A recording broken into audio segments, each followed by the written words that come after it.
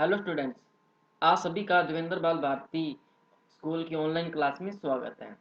आज हम डिस्कस करने वाले हैं कार्यपालिका यानी कि लेसन नंबर 6 का वो टॉपिक है जो एग्ज़ाम के लिए बहुत ज़्यादा इम्पोर्टेंट है।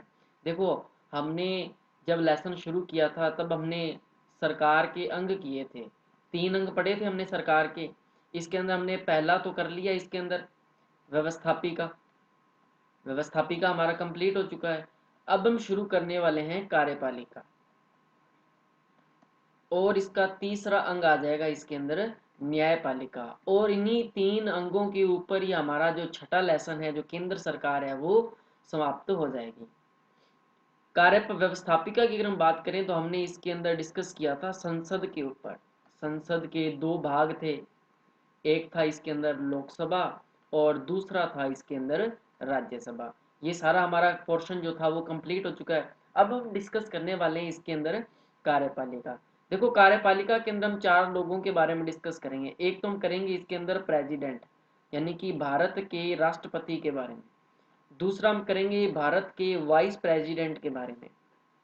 तीसरा इसके अंदर आ जाएगा प्राइम मिनिस्टर, भारत के प्रधानमंत्री। और चौथा आ जाएगा इसके अंदर मंत्री परिषद, यानी कि जो मिनिस्टर्स हैं हम उनके बारे में डिस्कस करेंगे। और इन 4 को करने के पश्चात हमारी जो कार्यपालिका है वो भी क्या हो जाएगी, कंप्लीट हो जाएगी। उसके बाद लास्ट रहेगा इसके अंदर न्यायपालिका, और न्यायपालिका के अंदर हम करेंगे सुप्रीम कोर्ट। और इसी के साथ आपका जो लेसन नंबर 6 होगा वो भी कंप्लीट हो जाएगा। तो आज हम शुरू करने वाले हैं, हमारा जो मेन टॉपिक है वो है राष्ट्रपति। देखो, ये जो राष्ट्रपति होता है भारत का सबसे प्रमुख व्यक्ति। अगर हमारे संविधान के अनुसार अगर हम बात करें कि संविधान के अनुसार जो राष्ट्रपति होता है वो देश का प्रथम नागरिक होता है, देश का वो प्रथम नागरिक होता है। और इसके साथ साथ भारतीय संविधान के अनुच्छेद भारतीय संविधान के अनुच्छेद 52 में बताया गया है कि भारत का एक राष्ट्रपति भी होगा। देखो, भारत का सबसे प्रमुख नागरिक बताया जा रहा है, ये विधि कानूनी रूप से बताया जा रहा है। और इस राष्ट्रपति के पास जो शक्तियां होंगी वो भी संविधान में वर्णित हैं कि अनुच्छेद 53 के तहत राष्ट्रपति के पास ऐसी शक्तियां होंगी जिससे संपूर्ण देश का संचालन होगा। लेकिन इन शक्तियों का जो वास्तविक रूप से प्रयोग है ना, शक्तियां तो राष्ट्रपति की हैं लेकिन इसका जो वास्तविक रूप से इसका जो प्रयोग है वो प्रधानमंत्री और उसकी मंत्री परिषद करती है। प्रधानमंत्री और उसकी मंत्री परिषद के द्वारा इन शक्तियों का प्रयोग किया जाता है। आपको पता है, आज हम डिस्कस करने वाले हैं, आपको क्या नहीं पता, मैं आपको बताऊंगा कि जो राष्ट्रपति होता है इसका जो चुनाव है ना वो प्रधानमंत्री और मंत्री परिषद के द्वारा ही किया जाता है। यानी कि हम पीछे 2 सदन करके गए थे, एक तो क्या किया था हमने लोकसभा और दूसरा किया था हमने राज्यसभा। ये दोनों संसद के ही भाग हैं। ये दोनों मिल करके राष्ट्रपति के चुनाव में भाग लेते हैं और इन्हीं के द्वारा ही देश के राष्ट्रपति का चुनाव किया जाता है। ये सारी की सारी जो प्रक्रिया है वो हम आज की इस क्लास के अंदर पूरी करने वाले हैं। तो आप सभी ने इस क्लास को लास्ट तक जरूर वॉच करना है, कहीं भी मिस नहीं करना। ध्यान आपका सिर्फ स्क्रीन पर होना चाहिए, क्या लिख रहा हूँ क्या बोल रहा हूँ आपने सिर्फ उसके ऊपर ध्यान रखना है। और जिसने अभी तक हमारे चैनल को सब्सक्राइब नहीं किया है वो पहले उस लाल बटन को दबाएं, सब्सक्राइब बटन को, उसके साथ जो बेल आइकन बटन है उसे भी जरूर दबाएं।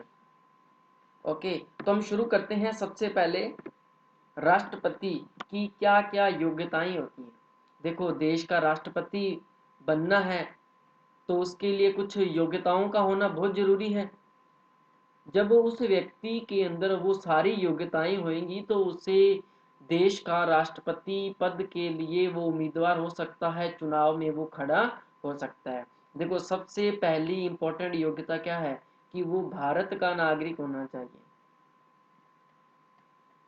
पहली योग्यता क्या हो जाएगी, भारत का नागरिक होना चाहिए। दूसरी योग्यता क्या हो जाएगी, दूसरी योग्यता ये है कि उसकी जो आयु है वो कम से कम 35 वर्ष होनी चाहिए। 35 से अधिक तो हो सकती है लेकिन कम से कम 35 वर्ष होनी चाहिए। इसके अलावा इसके अलावा इसके अंदर तीसरी शक्ति आ जाएगी कि वह लोकसभा की सदस्यता प्राप्त करने की योग्यता रखता हो। वह लोकसभा की सदस्यता प्राप्त करने की योग्यता रखता हो। प्राप्त करने की योग्यता रखता हो, सदस्य नहीं होना चाहिए, ध्यान में रखना। योग्यता रखता हो एक शर्त है, लेकिन सदस्य नहीं होना चाहिए, ये बहुत इंपॉर्टेंट है। यदि वो लोकसभा का सदस्य होगा तो वो राष्ट्रपति पद के लिए वो खड़ा नहीं हो सकता, राष्ट्रपति पद के लिए वो चुनाव नहीं लड़ सकता। ये 3 योग्यताएं आपने ध्यान में रखनी है। इसके अलावा आपने पीछे 4 योग्यताएं पढ़ी थी लोकसभा और राज्यसभा की, पढ़ी थी ना उसके अंदर, कि भारत का नागरिक होना चाहिए, 35 वर्ष आयु होनी चाहिए, लोकसभा के लिए तो 25 वर्ष है और राज्यसभा के लिए 30 वर्ष है, और पागल या दिवालिया घोषित नहीं होना चाहिए, किसी लाभ के पद पर नहीं होना चाहिए। तो देखो ये सारी की योग्यताएं हैं वो क्या है, मिक्सअप हो जाती हैं लास्ट टाइम, चाहे हम स्टार्टिंग की बात करें तो वहां भी मिक्स हो जाती है, लेकिन आपने अच्छे से समझ करके इसको ध्यान में रखना है। इसके अलावा अगर भारत सरकार या किसी राज्य सरकार का कोई भी पदाधिकारी है, यदि वो राष्ट्रपति पद पर नियुक्त होना चाहता है, राष्ट्रपति बनना चाहता है, तो वह जो है वही उसे अपना पहले वो पद छोड़ना पड़ेगा, उसे अपना पहले पद छोड़ना पड़ेगा, उसके पश्चात ही वो राष्ट्रपति पद के उम्मीदवार के लिए वो खड़ा हो सकता है। देखो यहाँ मैं एक चौथी विशेषता और लिख सकता हूँ कि वह किसी लाभ के पद पर नहीं होना चाहिए। लाभ का पद कौन सा, कि वह किसी सरकारी पद पर नहीं होना चाहिए। ये 4 योग्यताएं आपने ध्यान में रखनी है। ओके, अब हम बात करेंगे राष्ट्रपति का निर्वाचन कैसे होता है। राष्ट्रपति का निर्वाचन होता कैसे है, योग्यताएं तो हमने देख ली, भारत का नागरिक होना चाहिए, 35 वर्ष आयु होनी चाहिए, लोकसभा राज्यसभा की मतलब कि लोकसभा की सदस्यता प्राप्त करने की योग्यता रखता हो लेकिन सदस्य नहीं होना चाहिए, और किसी लाभ के पद पर नहीं होना चाहिए। अगर है चुनाव लड़ना चाहता है राष्ट्रपति का तो उसे अपना पहले पद छोड़ना पड़ेगा। ठीक है, अब हम बात करेंगे आगे राष्ट्रपति का निर्वाचन। देखो राष्ट्रपति के निर्वाचन के लिए आपने 2 बातें ध्यान में रखनी है। पहली बात कि जो राष्ट्रपति का जो निर्वाचन होता है वो अप्रत्यक्ष रूप से होता है, और राष्ट्रपति के निर्वाचन के लिए एकल संक्रमणीय मत पद्धति का प्रयोग किया जाता है। एकल संक्रमणीय मत पद्धति, इन दोनों बातों का आपने ध्यान में रखना है। पहली बात क्या थी कि राष्ट्रपति का जो निर्वाचन है वो अप्रत्यक्ष रूप से होता है। अब राष्ट्रपति का जो निर्वाचन है वो अप्रत्यक्ष रूप से कैसे हुआ, ध्यान से सुनना इसको। इसका जो चुनाव है, देखो राष्ट्रपति के चुनाव के लिए संसद के दोनों सदन भाग लेते हैं, जनता तो भाग नहीं ले रही। प्रत्यक्ष अप्रत्यक्ष का मतलब और प्रत्यक्ष का मतलब आपको पता ही है ना, कि जिसमें जनता ने भाग लिया वो तो होते हैं चुनाव प्रत्यक्ष रूप से, जिसमें जनता ने भाग नहीं लिया वो चुनाव होते हैं अप्रत्यक्ष रूप से। बस यही 2 शब्द आपने 2 लाइनें याद रखनी है, आपका प्रत्यक्ष अप्रत्यक्ष प्रत्यक्ष दोनों सही हो जाएगा। अप्रत्यक्ष की बात करें थे, सबसे पहले इसके अंदर कौन शामिल हो रहा है, संसद के दोनों सदन, यानी कि दोनों सदनों के जो निर्वाचित सदस्य हैं, दोनों सदनों के निर्वाचित सदस्य है। ठीक है, इसके बाद आ जाएगा इसके अंदर दूसरा आ जाएगा संघीय क्षेत्रों की विधानसभाएं, यानी कि हमारे जो केंद्र शासित प्रदेश हैं, संघीय क्षेत्रीय विधानसभाएं, जो केंद्र शासित प्रदेश हैं उनकी विधानसभाओं के सदस्य भी इनके चुनाव में भाग लेते हैं। ये 2 बातें आपने ध्यान में रखनी है। समझ आ गया, इन दोनों के द्वारा ही राष्ट्रपति का जो निर्वाचन है वो अप्रत्यक्ष रूप से, देखो ये तो प्रत्यक्ष रूप से करते हैं लेकिन अप्रत्यक्ष रूप क्यों हुआ, क्योंकि इसमें जनता ने भाग नहीं लिया। चाहे अगर हम संसद के दोनों सदनों की अगर बात करें, दोनों सदनों के सदस्यों का चुनाव कौन करता है, जनता के द्वारा ही किया जाता है। चाहे अगर हम संघीय केंद्र शासित प्रदेशों की बात कर लें या विधानमंडलों या संसद की दोनों सदनों लोकसभा राज्यसभा की अगर हम बात करें, तो ये दोनों चीजें आपने ध्यान में रखनी है। इसके बाद आता है एकल संक्रमणीय मत पद्धति।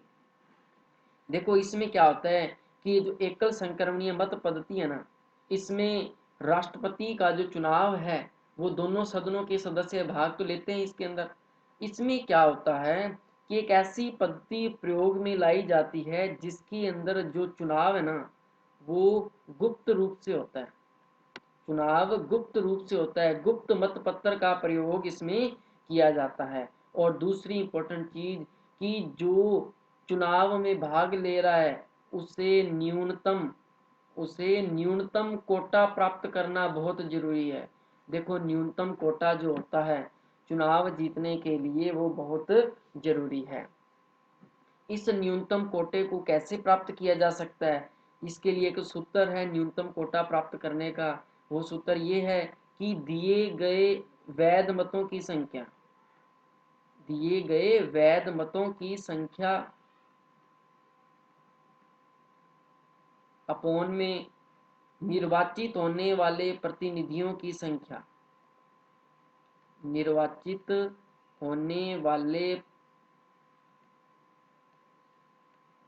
प्रतिनिधियों की संख्या, ठीक है। इसके अलावा आ जाएगा यहाँ पे भाग में 1000। ये जो सूत्र है ये होता है न्यूनतम कोटा प्राप्त करने का। ध्यान में रखना है आपने, एकल संक्रमणीय मत पद्धति क्या है, जिसमें दोनों सदन के सदस्य राष्ट्रपति के चुनाव में भाग लेते हैं।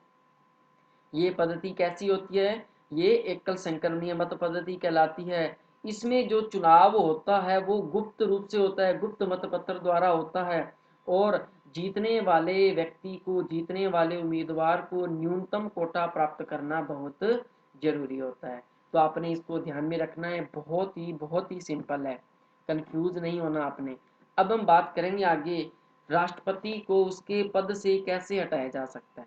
ठीक है, एक चीज आपने ध्यान में रखनी है कि राष्ट्रपति का जब चुनाव होता है उसका कार्यकाल निश्चित होता है। प्रत्येक राष्ट्रपति जो है वो 5 वर्ष के लिए चुना जाता है। उसका कार्यकाल कितना हो जाएगा, 5 वर्ष का। राष्ट्रपति चाहे तो 5 वर्ष से पहले वो त्याग पत्र दे सकता है। राष्ट्रपति चाहे तो वह 5 वर्ष से पहले त्याग पत्र दे सकता है, या राष्ट्रपति को हटाने के लिए महाभियोग की प्रक्रिया चलाई जाती है। राष्ट्रपति को उसके पद से हटाने के लिए महाभियोग की प्रक्रिया चलाई जाती है। देखो अब आपको पता होना चाहिए कि ये महाभियोग की प्रक्रिया होती क्या है, कैसे प्रारंभ होती है। ध्यान से सुनना इसको कि राष्ट्रपति को हटाने के लिए संसद के दोनों सदनों का महत्वपूर्ण योगदान होता है। देखो महाभियोग की जो प्रक्रिया है वो संसद के दोनों सदनों में से किसी भी सदन में प्रारंभ हो सकती है। महाभियोग की जो प्रक्रिया है वो किसी भी सदन में प्रारंभ हो सकती है, लेकिन ध्यान में रखना है कि जिस भी सदन में प्रारंभ की जाएगी वहां सबसे पहले अनुमति ली जाएगी। और अनुमति के लिए उस सदन के 1/4 सदस्यों का हस्ताक्षर होना बहुत जरूरी है। जब तक वो 1/4 सदस्य हस्ताक्षर करके अनुमति नहीं लेते हैं तब तक राष्ट्रपति को हटाने के लिए महाभियोग की प्रक्रिया प्रारंभ नहीं हो सकती। मान लीजिए लोकसभा के द्वारा ये प्रक्रिया शुरू की गई, लोकसभा के अंदर ये प्रक्रिया शुरू हुई, तो लोकसभा के जो 1/4 सदस्य हैं पहले वो हस्ताक्षरित किया हुआ अनुमति पत्र लेने आएंगे सदन के अंदर, वो प्रस्ताव रखेंगे, उस सदन से अनुमति लेंगे कि हम इस व्यक्ति को हटाने के लिए कि महाभियोग की प्रक्रिया शुरू करने वाले हैं। अगर उन्हें अनुमति मिल जाती है तो वह राष्ट्रपति को महाभियोग की प्रक्रिया से पहले 14 दिन पहले सूचना दी जाएगी कि महाभियोग की जब प्रक्रिया प्रारंभ की जाएगी उससे 14 दिन पहले उसे सूचना देना अति आवश्यक है। बिना सूचना दिए महाभियोग की प्रक्रिया प्रारंभ नहीं हो सकती। आपने इतना ध्यान में रखना है। 14 दिन बाद क्या होगा, लोकसभा के अंदर जो प्रस्ताव रखा गया था महाभियोग का उसके ऊपर बहुमत प्राप्त किया जाएगा और लोकसभा से इस प्रस्ताव को पारित करने के लिए 2/3 बहुमत होना बहुत जरूरी है। यदि लोकसभा से 2/3 बहुमत मिल जाता है तो इस बहुमत के पश्चात जो प्रस्ताव था वो कहाँ जाएगा, वो जाएगा राज्यसभा में। वो प्रस्ताव कहाँ जाएगा, राज्यसभा के अंदर। राज्यसभा में भी सेम प्रक्रिया। अब यहाँ ना तो अनुमति ली जाएगी, ना ही 14 दिन बाद प्रस्ताव लाए, सूचना पहले सूचना दी जाएगी। देखो सूचना तब दी जाती है, हस्ताक्षर तब किए जाते हैं जब प्रस्ताव रखा जाता है, उसकी प्रक्रिया प्रारंभ होती है पहले सदन के अंदर, चाहे वो लोकसभा का है या राज्यसभा का है। अगर ये प्रक्रिया राज्यसभा में शुरू होती तो सेम प्रोसेस ये वाला 1/4 और 14 दिन वाला वो राज्यसभा में होता, लोकसभा में नहीं होगा। अब प्रक्रिया लोकसभा में शुरू हुई है तो ये जो प्रक्रिया थी ये राज्यसभा में शुरू नहीं होगी। राज्यसभा के अंदर क्या होगा, राज्यसभा में सिर्फ प्रस्ताव रखा जाएगा। अब जब प्रस्ताव रख दिया गया है तो इसके ऊपर बहुमत प्राप्त करना बहुत जरूरी है। और बहुमत कितना होना चाहिए, 2/3। जब यदि 2/3 बहुमत मिल गया तो उसी समय से, उसी दिन से जो राष्ट्रपति होगा वो अपने पद से बर्खास्त हो जाएगा। राष्ट्रपति अपने पद से हट जाएगा, उसका पद अपने आप ही समाप्त हो जाएगा। यदि राज्यसभा से वो प्रस्ताव पारित नहीं हुआ, राज्यसभा से वो प्रस्ताव पारित नहीं हुआ, यानी कि उसे 2/3 बहुमत नहीं मिला, तो जो राष्ट्रपति है वो अपने पद पर पहले की जैसे कार्य करता रहेगा। ये थी महाभियोग की प्रक्रिया। तो महाभियोग की प्रक्रिया को पूर्ण करने के लिए संसद के दोनों सदनों से बहुमत प्राप्त करना बहुत जरूरी है। और दोनों सदनों से बहुमत कितना चाहिए, 2/3 2/3, यानी कि दोनों सदनों से हमें अलग अलग 2/3 बहुमत चाहिए। ये था स्टूडेंट आज का हमारा टॉपिक, राष्ट्रपति। राष्ट्रपति का निर्वाचन, राष्ट्रपति बनने के लिए क्या क्या योग्यताएं होनी चाहिए, और इन्हें कैसे इनके पद से हटाने की प्रक्रिया है, कैसे इन्हें इनके पद से हटाया जा सकता है। ये जो टॉपिक था आज की क्लास के अंदर हमारा कंप्लीट हो गया। कल हम शुरू करने वाले हैं राष्ट्रपति की शक्तियां। कल हम क्या करेंगे, राष्ट्रपति की शक्तियां करेंगे। मैं आपको बता देता हूं थोड़ा सा अभी कि राष्ट्रपति की जो शक्तियां हैं वो 2 भागों में बंटी होती हैं। राष्ट्रपति की शक्तियां 2 भागों में बंटी होती हैं। एक तो होती है इसके अंदर सामान्यकालीन, और दूसरी होती है इसके अंदर आपातकालीन। सामान्यकालीन और आपातकालीन, ये 2 शक्तियां होती हैं राष्ट्रपति के पास। अब ये शक्तियां भी आगे अलग अलग भागों में बंटी होती हैं, तो इसको हम करेंगे हमारी अगली क्लास के अंदर। और जितना अभी हमने किया है कि अगर ये सबका कवर हो गया हो तो इसको आपने अच्छे से अपनी नोटबुक के अंदर राइट डाउन करना है। अगर नहीं हुआ तो फिर से आप इस वीडियो को वॉच करिए, और इससे पहले कि जिन्होंने वीडियो वॉच नहीं की हैं प्लीज़ वो वीडियो, उन वीडियो को ज़रूर वॉच करें, आपके लिए बहुत इंपॉर्टेंट है। ठीक है, तो मिलते हैं नेक्स्ट क्लास में, तब तक के लिए गुड बाय।